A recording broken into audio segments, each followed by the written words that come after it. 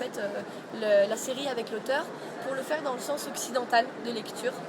Et il a retravaillé toutes ses planches. Donc tout a été inversé. Donc. Voilà. Et, enfin, il les a justement pour éviter qu'on inverse tout, que ça perde un peu de sa magie. Il a retravaillé ses planches pour que ça soit vraiment accessible au public français et aux plus petits, en fait, aux plus jeunes. Parce que si on l'avait sorti dans le sens japonais de lecture, ça aurait été moins accessible pour les plus jeunes. Ça aurait été dommage. Ça aurait été dommage. Ouais. On aurait perdu un peu en magie. Moi j'aime beaucoup en tout cas.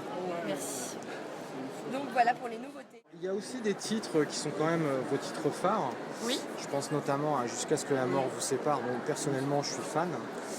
On en est au tome 10 actuellement. Oui. Et qu'en est-il de l'apparition du 11e On n'arrête pas de me demander ça. Oui, vous n'êtes pas le seul, tout le monde nous le demande. Alors, on a rattrapé le rythme de parution japonais, en fait, pour Jusqu'à ce que la mort nous sépare. Donc, le 11e tome va arriver, il faut attendre qu'il sorte au Japon. Une fois sorti au Japon, nous, on peut dans ces cas-là, commencer la traduction et commencer donc, en fait, la mise en route de la publication du 11e tome. Donc, il va arriver. On est un peu dépendant des Japonais. Si tout se passe bien, je dis bien si tout se passe bien, avec un peu de chance, on le sortira pour l'été. D'accord, pour l'été, voilà, bien. Pour l'été. Malheureusement pas plus tôt, mais voilà. Déjà au moins on sait que ce sera pour l'été. En tout cas la série n'est pas abandonnée, ça c'est sûr, on la continue, on attend parce juste... que personnellement moi je suis vraiment très très fan. C'est une série qui marche très bien, mais parce que le graphisme déjà est énorme, le scénario est vraiment très travaillé, voilà. bien fouillé. En fait il devient de plus, il s'étoffe de plus en plus au fur et à mesure des numéros. C'est-à-dire qu'au début, pour en parler pour ceux qui ne connaissent pas, donc, il s'agit de l'histoire d'une petite fille qui a le don de préscience en fait. Tout à fait. Elle arrive à deviner à 90% le futur possible. Ouais.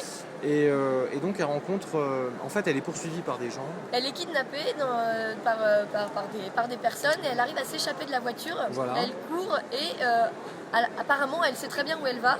Et elle arrive en fait devant un homme, un aveugle. Et elle lui dit je veux que vous me protégiez. Voilà. Et jusqu'à ce que la mort nous sépare. Et il se trouve que cet homme manie extrêmement bien le sabre, l'épée. Et donc effectivement va débuter cette relation entre les deux. Voilà. Et après on comprendra le pourquoi du Jusqu'à ce que la mort nous sépare, qui est quand même assez marrant, je dois dire. Tout à fait. Alright, partner. Keep on rolling, baby. You know what time it is.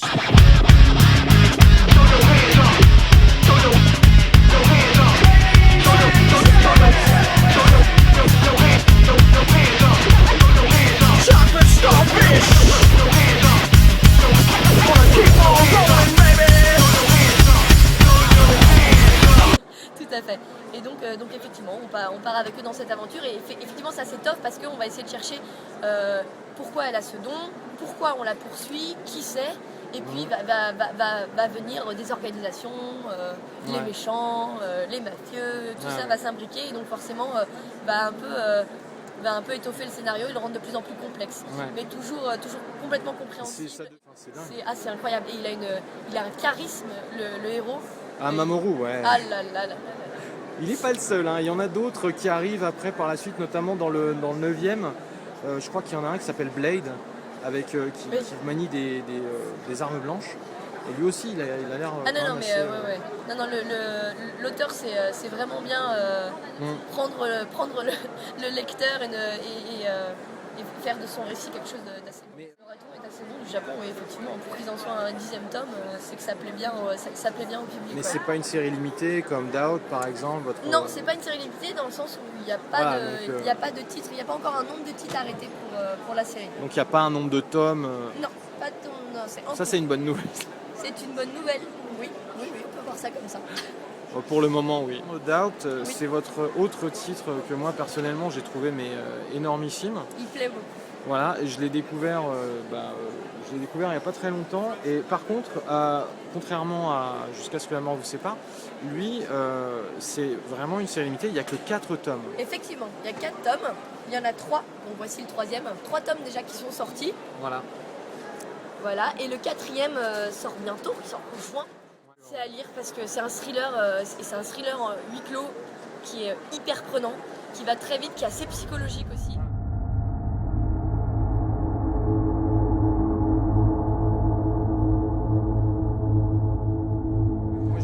le premier et je vais prendre le 2 et le 3 sur le salon pour tout vous dire.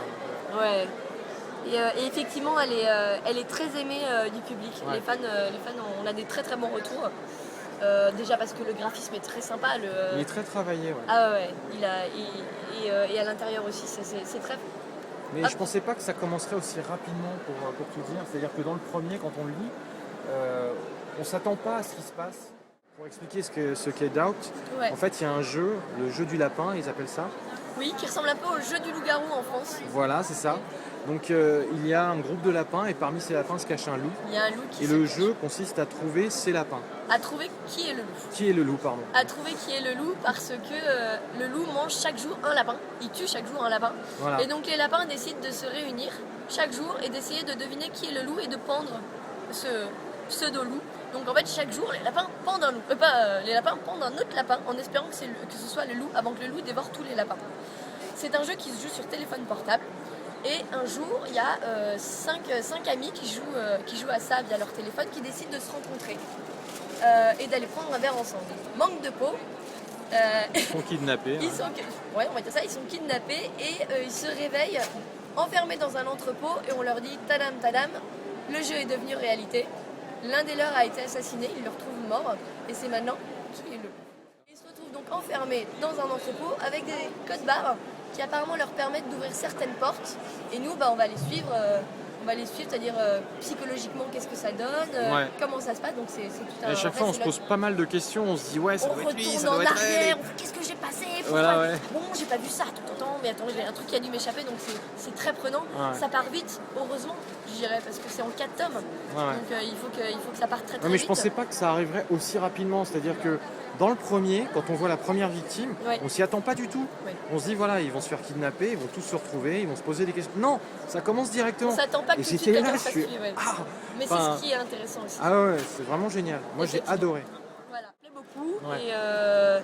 Et le quatrième arrive et effectivement il est en course pour les Japan Expo Awards dans la catégorie Seinen.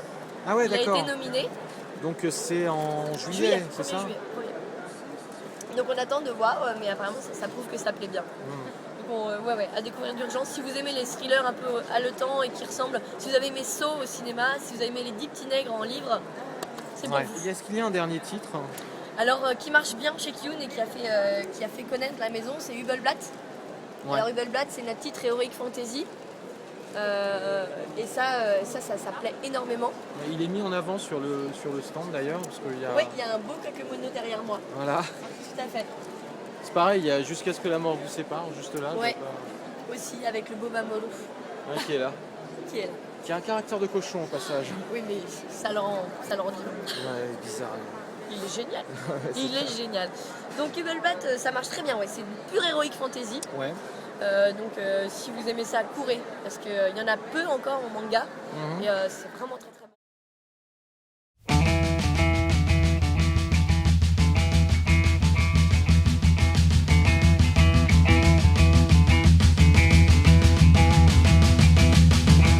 Il y a 10 tomes qui sont sortis. Vous allez me dire à quand le 11e? Parce que tout le monde nous demande. exactement. Alors la nouvelle, si vous ne l'avez pas eu, l'info c'est que effectivement l'auteur a décidé de prendre un peu de repos. Il n'a pas arrêté sa série. Il veut juste se reposer un peu parce que je crois qu'il en peut plus et réfléchir surtout à la suite et à la fin de la série pour que le scénario soit bien ficelé. Donc assez perfectionniste. Donc Et là, il y aura une fin. il y aura complètement une fin et il y aura un 11e tome. Ça c'est sûr. Vous n'allez pas attendre 3 ans. Ça c'est sûr aussi, mais un peu plus longtemps que pour les autres tomes parce que l'auteur prend un peu plus de recul sur son livre et sur son scénario. D'accord. Mais c'est pour nous donner une belle fin, donc il reviendra au top de sa forme et avec un scénario complètement béton. Ouais, tant mieux alors. Tant mieux. Mais à découvrir d'urgence. Très très bon. Écoutez, je vous remercie Victoire. C'est moi qui vous remercie. Et puis j'espère à une prochaine. À bientôt. Et À bientôt. bon tour du salon du livre. Alors. Merci. Bon salon à vous. Au revoir. Merci beaucoup, au revoir.